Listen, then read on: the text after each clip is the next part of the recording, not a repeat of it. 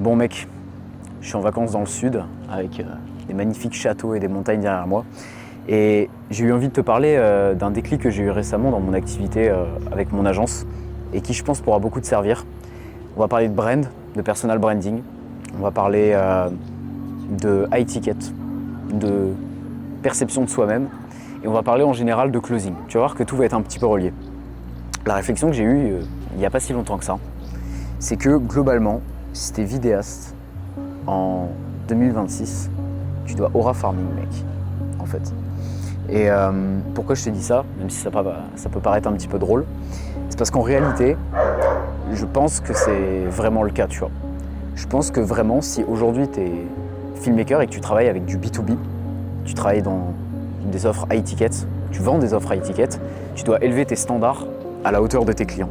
Et en fait, aujourd'hui, il y a un gros problème, c'est que quand je vois la gueule de la majorité des vidéastes sur le marché, on ressemble à rien en fait, tu vois. Alors que dans d'autres métiers, comme par exemple si on est commercial ou ce genre de choses, on prend soin de son image, de son éloquence, de son apparence, de la brand qu'on renvoie en fait, tout simplement, que ce soit en appel, dans la vente, dans le contenu, peu importe.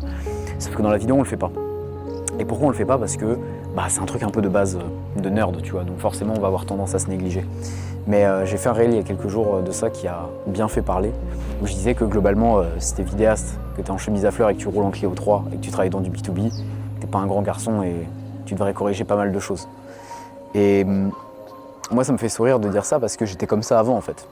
Si je te dis ça, c'est pas par hasard à la volée, c'est parce que j'ai juste travaillé sur moi, sur ma personne, et je pense que c'est le truc qui m'a le plus aidé en réalité à développer juste ma vente dans le global et mes activités, tu vois.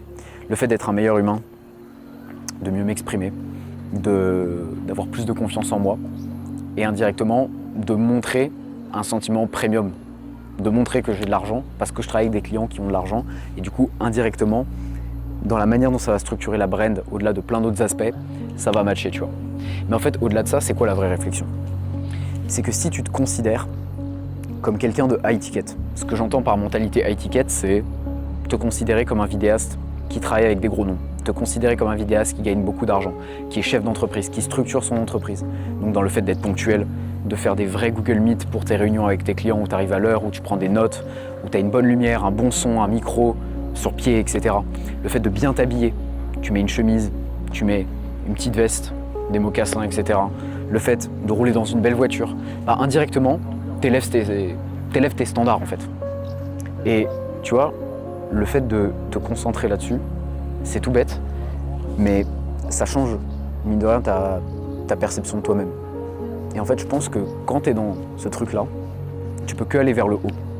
Alors évidemment, il y a tout le système d'acquisition et tout ce que tu vas structurer à côté. Et d'ailleurs, si tu es filmmaker et que tu es intéressé par ça, moi je fais du consulting en présentiel.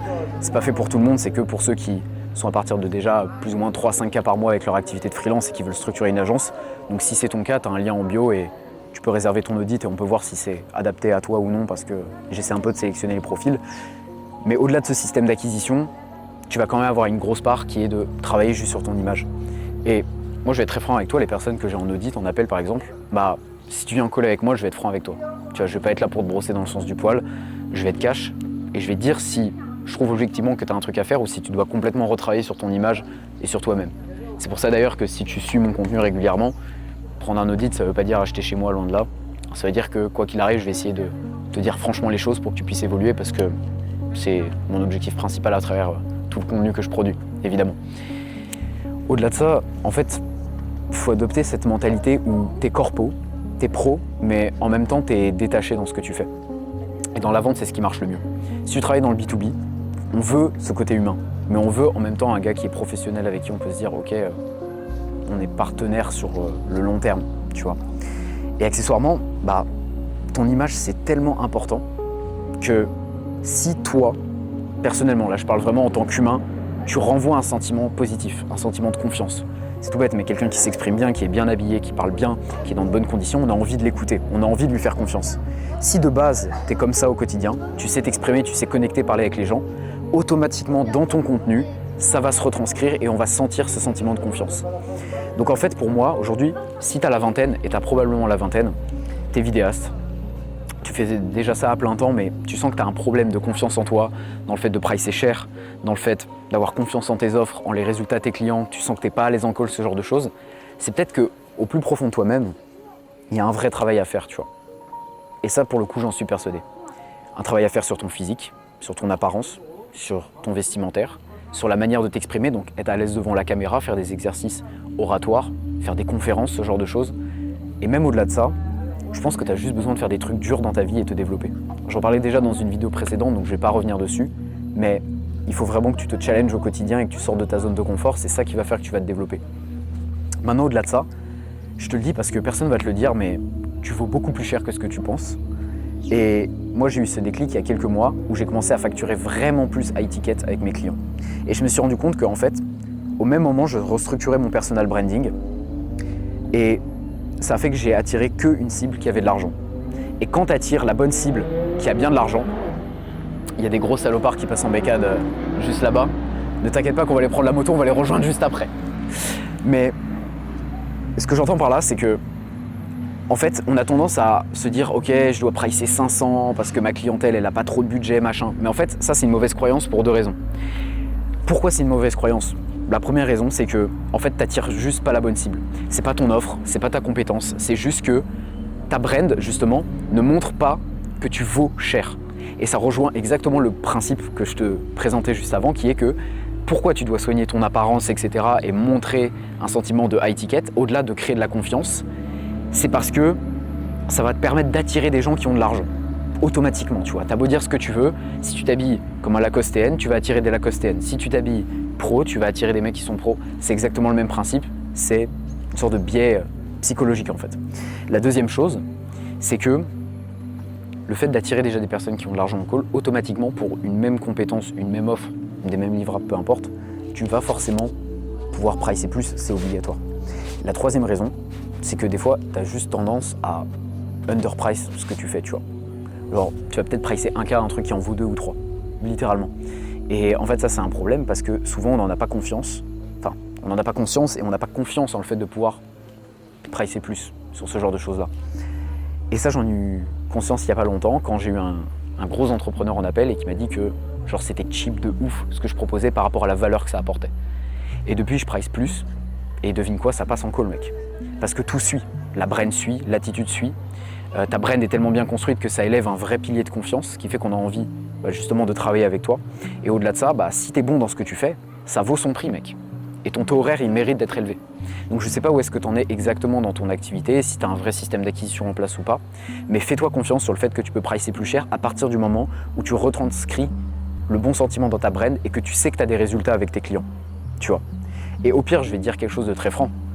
Si tu te rends compte que ça close littéralement à 0%, c'est que soit il y a un gros problème dans ton acquisition et ton offre, mais même le plus débile avec la pire acquisition, avec du volume peut quand même closer, soit ça veut juste dire que tu n'as pas les bonnes personnes en appel, ou que ta brand ne retranscrit pas le bon sentiment et ne crée pas la confiance suffisante pour pricer plus cher. Et dans les deux cas, il y a un travail de fond à faire une étude de marché, comprendre le besoin de ta cible, qu'est-ce qu'elle veut voir comme proposition de contenu. Et ça, c'est vraiment toute une étude où il faut récolter de la data sur des mois, et c'est ce que je structure avec les personnes que j'ai en consulting, parce que c'est un vrai travail de fond qu'il faut faire. Mais déjà, penche-toi sur cette réflexion et pose-toi la question, et j'espère que cette vidéo pourra sincèrement te créer le déclic, de t'analyser objectivement et te dire qu'est-ce que je peux changer dans toute mon approche, dans le sentiment que je renvoie. Si demain je suis un client qui gagne 50 000, 100 000 euros par mois, ou ne serait-ce que si demain, moi avec mon agence, je veux créer du contenu, etc., on fait 20 cas par mois actuellement, j'ai envie de te faire confiance, est-ce que je te ferai confiance via la situation dans laquelle tu es actuellement? Oui, non, peut-être, peut-être pas, peut-être qu'il y a des choses à corriger, il faut que tu prennes du recul par rapport à ça. Mais on se pose jamais la question, on parle toujours de prospection à froid, de faire du call-call, etc., alors que des fois, ça vient juste de toi, mec. Ça vient de toi et ça vient de ta brand et ça vient de ce que tu retranscris à travers le contenu et à travers tout ce qui va suivre derrière, tu vois. Et pour moi, c'est ça le plus important. Parce que des fois, dans ton contenu, t'es bon, tu renvoies la bonne apparence, t'es compétent dans ce que tu fais, mais soit on le sait pas parce que tu le montres de la mauvaise manière, soit juste, il y a un facteur qui fait défaut. Il y a peut-être un truc qui fait qu'on n'a pas envie de te faire confiance, tu vois. Peut-être que c'est le fait que t'es pas à l'aise devant la caméra. Genre là, mec, on est en public, il y a des gens derrière qui sont en train de me regarder, en train de filmer du contenu, c'est très drôle, j'en ai rien à foutre, mec. Pourquoi? Parce que je me suis entraîné pendant des années à faire ça, ça n'a pas été inné ou quoi que ce soit, tu vois. De base, je suis un mec introverti. Je suis pas quelqu'un qui a une surconfiance en soi ou ce genre de choses. Donc, tout ça pour te dire que tu peux améliorer toutes ces choses-là. Il faut juste analyser objectivement, prendre un carnet, et c'est exactement ce que je veux que tu fasses à la fin de cette vidéo et que tu me mettes en commentaire si tu l'as fait ou que tu m'envoies un message en privé sur Insta. Tu prends un carnet, tu poses objectivement tous les points que tu as améliorés et comment est-ce qu'on pourrait te faire le plus confiance possible à travers le message que tu retranscris. Pour moi, c'est vraiment ça qui est aujourd'hui le plus important, tu vois. Donc, le message final, c'est quoi? C'est que penche-toi sur le travail de fond. Souvent, on ne le fait pas, c'est le plus important. Et surtout, prends-toi au sérieux dans ce que tu fais. Parce qu'aujourd'hui, les vidéastes, on ne se prend pas assez au sérieux dans toute l'approche globale qu'on va avoir.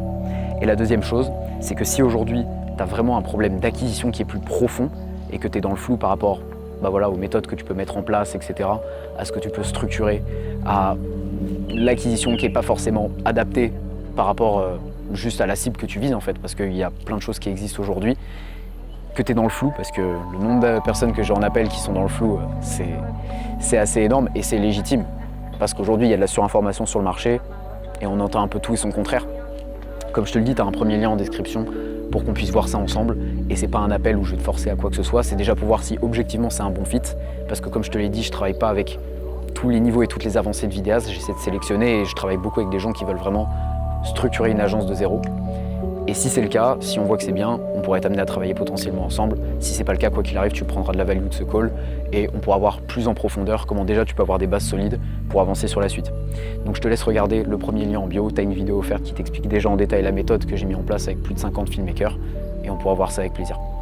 Sur ce, moi je te souhaite une excellente fin de journée. Je te laisse m'écrire en commentaire les actions concrètes que tu vas pouvoir mettre en place et je te dis à la prochaine pour une nouvelle vidéo. On se retrouve sur Instagram si c'est pas déjà fait. C'était Noah. Ciao mec.